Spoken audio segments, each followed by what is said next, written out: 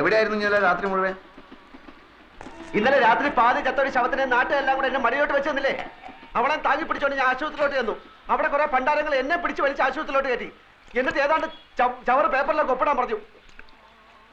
ആ വെപ്രാളത്തിൽ ഞാൻ അവർ പറയുന്നിടത്തൊക്കെ ഒപ്പിട്ടു. അതോടെ ഞാൻ അവളുടെ നായരുമായി.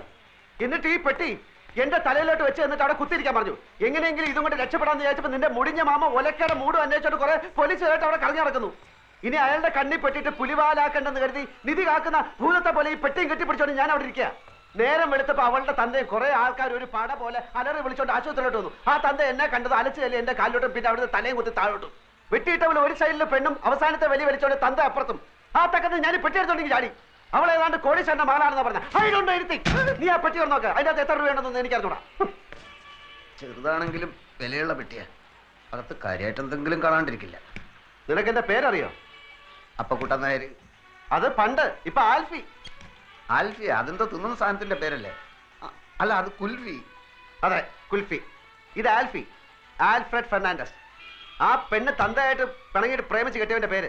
അപ്പൊ അവനവിടെ പോയി? ഈടെ അവനെ ആരും കണ്ടിട്ടില്ല. അതല്ലേ എല്ലാരും കൂടെ എന്നെ പിടിച്ച് അവനാക്കിയത്. എന്നാലും അവനവിടെ പോയി? ഈടെ അവനെ ആരും കണ്ടിട്ടില്ലെന്ന്.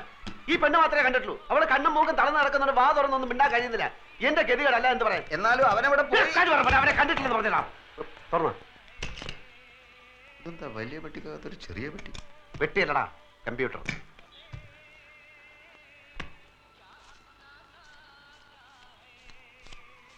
എത്രയുണ്ട്? 1100 പിന്നെ 20. അത്രേ ഉള്ളൂ? നിന്റെ അത്യാവശ്യം കണ്ടപ്പോ ഞാൻ വിചാരിച്ചു അത്രയെങ്കിലും ഉണ്ടല്ലോ. അപ്പോ ചേട്ടനാ ഇരിക്കണം ഇരിക്കണം. ഇനി താൻ അങ്ങനെ എന്നെ ഇരുത്താൻ നോക്കണ്ട. 2-3 മാസം വാടക കുടിശ്ശികയുണ്ട്. ഇനി അവധിയില്ല. ഇപ്പൊ ഇറങ്ങണം. ഇത് കണ്ട 2 മാസം വാടകയുണ്ട്. ഇത് അങ്ങോട്ട് കൊണ്ട് തരാതിരിക്കായിരുന്നു. അടുത്ത ഞാൻ 2-3 ദിവസം കൊണ്ട് തരാം. ഞാൻ 3-4 ദിവസം വീട്ടിൽ കൊണ്ട് തരാം. 2 ദിവസം കഴിഞ്ഞ് 2-3 ദിവസം വീട്ടിൽ കൊണ്ട് തരാം. ആ ശരി, വാടാ. അത് പോയി. ദേ ചെക്കും ബാങ്കിന്റെ ബുക്കും. എവിടെ?